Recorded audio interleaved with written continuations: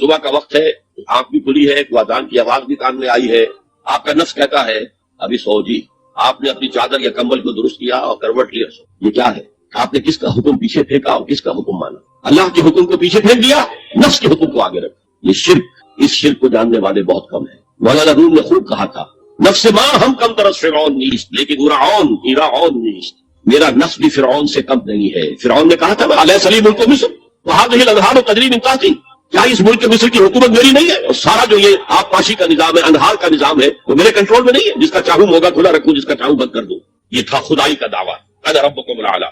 تو مولانا روم کہتے ہیں میرا نفس بھی اس سے کمتر نہیں ہے. وہ کہتا ہے یہ جسم میرا ہے، اس پر میرا حکم چلے گا، میں نہیں جانتا کون اللہ کون رسول، کیا حرام کیا حلال.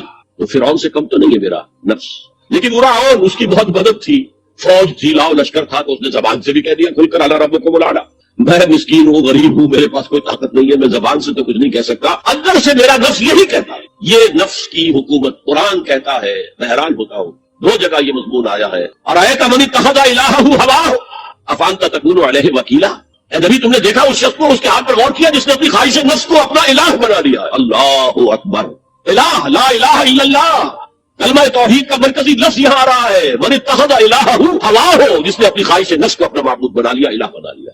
افانت تکون علیہ وکیلا، کیا آپ ایسے شخص کی کوئی ذمہ داری لے سکتے ہیں؟ سود حرام ہوا کرے جی، حرام ورام. ہمارا دھندا جو ہے وہ آگے بڑھ نہیں سکتا. اللہ کے حکم کو پیچھے ڈالا، نفس کے تقاضے کو آگے رکھا. کون معبود ہے آپ؟ نام عبداللہ رکھیے، نام عبد الرحمان رکھیے، ہے عبد النفس، نفس کے بندے، نفس کے غلام. پوچھا گیا ایو الہجرت افضل یا رسول اللہ، اے اللہ کے رسول بتائیے سب سے اعلیٰ ہجرت کون سی ہے، افضل؟ فرمایا ان تہجر ما کرہ ربک، ہر اس چیز کو چھوڑ دو جو تمہارے رب کو پسند نہیں. آج رات ہی سے آپ ہجرت شروع کر سکتے ہیں. جائزہ لیجئے کیا کیا چیزیں میری زندگی میں خلاف شریعت ہے، تو اللہ کو ناپسند ہے. فیصلہ کیجئے کہ آج کے بعد نہیں ہوگی. ہجرت شروع ہو گئی. افضل الہجرہ، سب سے افضل ہجرت شروع ہو گئی. المجاہد من جاہد نفسہ، جہاد تو یہاں سے شروع ہو گیا، اپنے نفس کے خلاف جہاد کرنا. صبح نفس نے کہا بھی سو جا، آپ نے نفس کی بات کو رکھی، اپنا کمبل اٹھا کے پھینکا، اٹھے، وضو کیا، نماز کے لیے آپ مسجد چل دیے. آپ نے جہاد کیا نفس کے خلاف. یہ افضل الجہاد ہے. افرأیت من اتخذ الہہ ہواہ افانت تکون علیہ وکیلا، کیا تم نے غور کیا اس شخص کی حالت پر جس نے اپنی خواہش نفس کو اپنا معبود بنا لیا، الہ بنا لیا. کہہ رہا لا الہ الا اللہ، لا الہ الا اللہ، لیکن الہ تو اس کا نفس ہے. ظاہر بات ہے فرعون نے اگر دعویٰ کیا تھا میں تمہارا خدا ہوں، انا ربکم الاعلی، تو کیا اس کا مطلب یہ تھا کائنات میں نے پیدا کی، تمہیں میں نے پیدا کی؟ ذرا سوچیے، کیا وہ بزرگ موجود نہیں ہوں گے جنہوں نے اسے دیکھا ہو کہ آج اس کی ولادت ہوئی تھی، کل اس کی کوئی اور سیری بنی ہوئی تھی؟ یہ کیسے دعویٰ کیا تھا؟ میرا حکم چلے گا، میں نہیں جانتا. علیہ سلیم ملک مصر، مصر کی حکومت میری ہے کہ نہیں؟ یہ دعویٰ تھا، یہ خدائی کا دعویٰ. میرا بندہ جب مجھے اپنے دل میں یاد کرتا ہے میں بھی اسے اپنے دل میں یاد کرتا ہوں. جب میرا بندہ کسی محفل میں میرا ذکر کرتا ہے میں اس سے کہیں بہتر محفل میں اس کا ذکر کرتا ہوں. اللہ کی محفل تو ملائکہ اعلیٰ کی ہے، ملائکہ مقربین کی. بہرحال اللہ کو تم اپنے دل میں مستحضر رکھو، اللہ تعالیٰ کو یاد رکھو. دوبارہ فرمایا احفظ اللہ تجدہ امامک، تجاہک، اللہ کو یاد رکھو تو اپنے سامنے موجود پاؤ گے. جب چاہو دعا کرو تو احفظ اللہ تجدہ امامک یا تجاہک، اپنے سامنے. اذا سألت فاسأل اللہ. اب آگے اب مرکز دیکھو، جب مانگو اللہ سے مانگو، غیر اللہ کے سامنے ہاتھ دراز کرو ہی مت. ایک حدیث میں آتا یعنی حرام نہیں ہے، دنیاوی قواعد اصول قوانین کے تحت کسی سے مدد چاہنا، کوئی سوال کرنا حرام نہیں ہے. آپ سوال کریں مدد لیں، اسی پر دنیا قائم ہے، ایک دوسرے کے ساتھ تعاون کے ساتھ. لیکن اونچا مقام کیا ہے؟ کسی سے سوال مت کرو، سوال نہ. یا تک کہ جوتے مانگنے کا تسمہ تمہیں درکار ہے تو بھی کسی سے مت مانگو، اللہ سے مانگو. کیا پتہ اللہ کس کے دل میں ڈال دے اور وہ آ کے تمہیں تسمہ پیش کر دے. وہ ہوتا ہے ایسا مسافر جو اللہ کے ساتھ لو لگا کر رکھنے والے ہیں، ان کے تو ایسے واقعات ہوتے ہیں کہ دل میں ایک بات آئی اور اس کے بعد کوئی بات جو ہے وہ کوئی شخص آ گیا اس نے وہ بات پوری کر دی. کیونکہ لوگوں کے دل جو ہے وہ تو اللہ کی 2 انگلیوں کے مابین جو چاہتا پھر دیتا. کیا پتہ اللہ کسی فرشتے کو انسانی شکل میں بھیج دے. آتا ہے فرشتہ، آتا ہے انسانی شکل میں، آپ کی تکلیف کو رفع کر دے، آپ کی ضرورت کو پورا کر دے. اسی سے کسی اور سے. یہ ہے توحید کا لب لباب. یوں سمجھیے اسلام کی جڑ کیا ہے؟ ایمان. اسلام کا جو خارجی نظام عمل ہے، انفرادی اعمال ہو، اجتماعی ہو، ان سب کی روح رواں کیا ہے؟ ایمان. ایک بات بولیں، ایمان کا خلاصہ لب لباب کیا؟ ایمان باللہ. ویسے ایمان بالآخرہ بھی ہے، ایمان بالملائکہ ہے، ایمان بالانبیاء ہے، ایمان بالرسول ہے، ایمان بالکتب ہے، ایمان بالقدر ہے، لیکن اصل ایمان. اسی لیے ایمان مجمل میں آپ کو معلوم ہے، کسی اور چیز کا ذکر نہیں. آمنت باللہ کما هو باسمائہ وصفاتہ وقبلت جمیع احکامہ اقرار باللسان وتصدیق بالقلب. یہ ایمان مجمل ہے. اجمالی طور پر ایمان اس کا نام ہے. مفصل تفصیلی طور پر آمنت باللہ وملائکتہ وکتبہ ورسلہ والیوم الآخر والقدر خیرہ وشرہ باللہ تعالی. اسلام کی جڑ ایمان، اور اسلام کا سارا جو نظام عمل ہے، چاہے انفرادی اعمال ہو چاہے اجتماعی، ان سب کی روح رواں ایمان. اور ایمان کا خلاصہ ایمان باللہ. اور ایمان باللہ کا اصل حاصل وہ ہے اس کے 2 تقاضے. عبادت صرف اسی کی، استعانت صرف اسی. اس لیے میں نے سورہ فاتحہ کا تذکرہ شروع. یہ عبادت کا جوہر ہے، عبادت کا جو ہے یہ ایمان کا حاصل. عبادت صرف اس کی اور استعانت صرف اس کی. استعانت ہی میں سوال بھی آ گیا، کوئی مدد ہے، آپ کسی سے کوئی مدد مالی چاہ رہے ہیں یا کوئی اور مدد چاہتے ہیں، کسی کام میں مدد چاہتے ہیں، جیسے میں نے کہا تھا کہ سفارش کرانا چاہتے ہیں بھی مدد، وہی کام تھا فاستعن باللہ، اور جب مدد مانگو صرف اللہ سے مانگو، اور وہ سارے الفاظ یاد کر لیجیے، استدعاء، استعانت، استغاثہ، یہ جو غوث اعظم سے استغاثہ کیا جاتا ہے، شرک، استغاثہ اللہ سے، دعائی اللہ کی، اس اعتبار سے استمداد، استعانت، استدعاء، استغاثہ، یہ سب اللہ، صرف عبادت صرف اللہ، ایاک نعبد، اور استعانت صرف اللہ سے، مانگو صرف اللہ سے، مدد طلب کرو صرف اللہ سے، اور جان لو اگر تمام لوگ جمع ہو کر تمہیں کوئی فائدہ پہنچاؤں گے نہیں پہنچا سکتے، الا بشیء قد كتب اللہ لك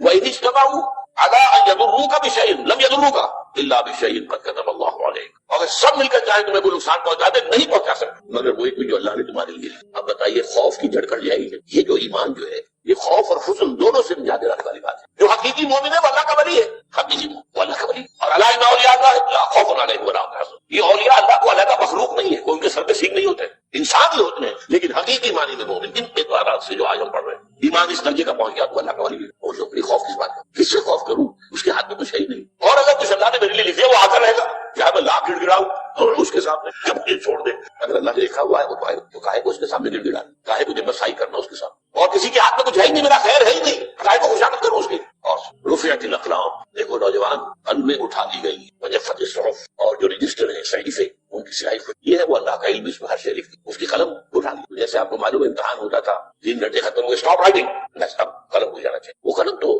تقدیر کا کاتب جو ہے وہ قلم اس کا اب اٹھا لیا گیا، اور جو صحیفے جن پر یہ لکھا گیا وہ خوشبو ہو گئے۔ یہ تو روایت ہے جو امام ترمذی نے جس کو روایت کیا، یہ متن ان کا ہے جو ہم نے پڑھا ابھی، اور ان کا قول یہ ہے کہ یہ حدیث حسن صحیح ہے، لیکن یہی روایت اور انہی راوی سے عبداللہ ابن عباس سے رضی اللہ تعالیٰ عنہ اور بھی محدثین نے ہے، اس سے ایک اور متن جو ہے وہ یہاں پر امام نووی نے دے دیا ہے۔ اے فضل اللہ تجد امامک، یہ تو پہلا وہ ٹکڑا تھا، وہ تجاہد تھا، یہاں امامک ہے، امام مطلب اپنے سامنے پاؤں، اللہ کی حفاظت کرو، اللہ کو دل میں، اللہ کی یاد کو محفوظ رکھو، گویا کہ اللہ کو مستحضر رکھو۔ ذکر اللہ کے معنی کیا ہے؟ استحضار اللہ فی القلب، یہ ذکر اللہ ہے، جنہیں ہم ذکر سمجھ بیٹھے ہیں وہ ذکر کے ذریعے ہے، اب انہیں صلاۃ اللہ ذکری، نماز قائم کرو میری یاد کے لیے ہے، نماز ذریعہ ہے یاد، یہ الگ بات ہے کہ آپ نے 17 رکعتیں بھی پڑھ لی ہو عشاء کی اور یاد آپ کو آئی نہیں کوئی، آپ تو ایک میکینیکل انداز میں جو ہے وہ اٹھک بٹھک کر رہے ہیں اور آپ کی زبان سے کچھ بھی نکل رہا ہے، تو اس کا آپ کے شعور سے دل کی گہرائی سے کوئی رابطہ ہے ہی نہیں، وہ ذکر تو نہیں ہوا۔ ہاں نماز فرض تھی، ادا ہو گئی، آپ کی فرض ادا ہو گئی، تو جنہیں ہم نے ذکر سمجھا وہ ذرائع ذکر، اللہ اللہ سبحان اللہ سبحان اللہ زبان سے، یہ تاکہ اس کے نتیجے میں وہ ذکر حاصل ہو جائے۔ استحضار اللہ فی القلب،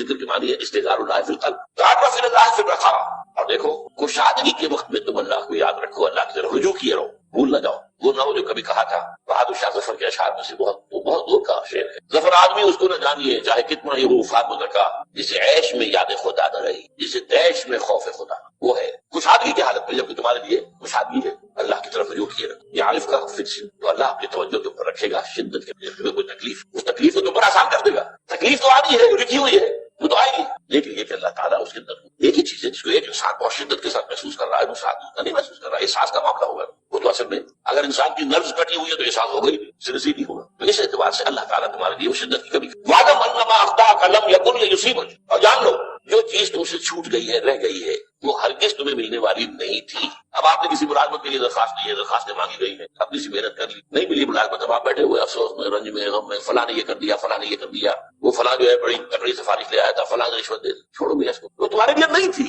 کاہے کو اپنے ذہن کے اندر یہ کھچڑی پکا رہے ہو بیٹھے، خواہ آپ شاید سوء ظن میں بھی مبتلا ہو رہے ہو، کسی نے نہ رشوت دی اور آپ سمجھتے ہو کہ رشوت دی ہے، یہ ساری چیزیں جو ساری سیئات ان کی جھٹپٹ ہے، وعلم انما اخطاک لم یکن لیصیبک وما اصابک، اور جو چیز تم پر آ گئی لم یکن لیخطئک، ہو ہی نہیں سکتا تھا کہ اتر نہ، یہ کر لیتا تو ہو جاتا، شاید یہ کر لیتا، میں نے ٹیکا پہلے لگوا دیا ہوتا تو یہ بات نہ ہوتی، بھائی وہ جو ہونا تھا وہ ہونا تھا۔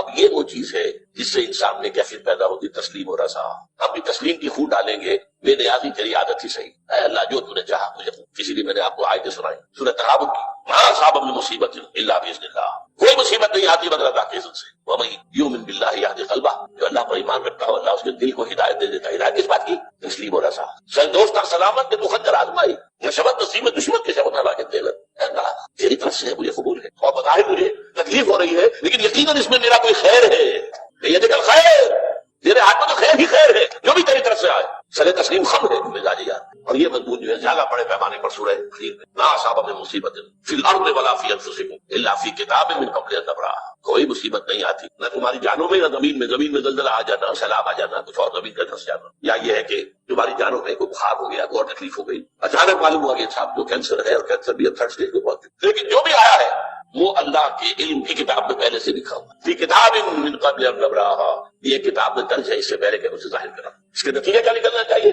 لیکن لا تاسوا علی ما فاتکم ولا تفرحوا بما آتاکم، افسوس نہ کیا کرو جو تم سے جاتا رہے، چھوٹ جائے، کوئی عزیز فوت ہو گیا، کوئی موقع ہاتھ سے نکل گیا، ارے بھائی میں چوک گیا، بڑا موقع تھا، آپ اس پر افسوس کر رہے ہیں، نہیں جو چیز لیکن لا تاسوا علی ما فاتک ولا تفرحوا بما آتاک، جو اللہ تمہیں دے دے اس پر اتراؤ مت، وما اصابک لم یکن لیخطئک واعلم ان النصر مع الصبر، اور جان لو اللہ کی مدد صبر کے ساتھ، جو آئے اس کی طرف سے جھیلو، زبان پر کلمہ شکوہ اور شکایت نہ آئے، اللہ سے شکایت، تسلیم و رضا، جو تیری رضا ہے، تیری صحت ہمیں منظور ہے لیکن اس کو، مولانا محمد علی جوہر ایک مرتبہ جیل میں گئے، ایک بیٹی بیمار ہوئی فوت ہو، اس کے بعد دوسری مرتبہ پھر جیل میں گئے، دوسری بیٹی کو وہی بیماری، جیل میں اطلاع ملی کہ بیٹی کی بیماری ہو، خط لکھا اشعار کی شکل کا، آخری شعر کی، تیری صحت ہمیں منظور ہے لیکن اس کو نہیں منظور تو پھر ہم کو بھی منظور، ہم چاہتے ہیں میں بیٹی کے شفا ہو جائے، اسے منظور نہیں ہمیں منظور، وَاعْلَمْ أَنَّ النَّصْرَ مَعَ الصَّبْرِ وَأَنَّ الْفَرَجَ مَعَ الْكَرْبِ، فرج فراخی کھل جانا کسی چیز کا، یہ ہے کرب کے ساتھ، تکلیف کے ساتھ، تکلیف ہوتی ہے ساتھ، اللہ نے قانون بنایا ہے دنیا کا۔ اب آپ اندازہ کیجئے بچے کی ولادت میں ماں کو کتنی تکلیف اٹھانی، آج کل تو فیشن ہو گیا ہے، سیدھے سیدھے جاؤ آپریشن کراؤ تکلیف سے بچ جاؤ، لیکن یہ ہے کہ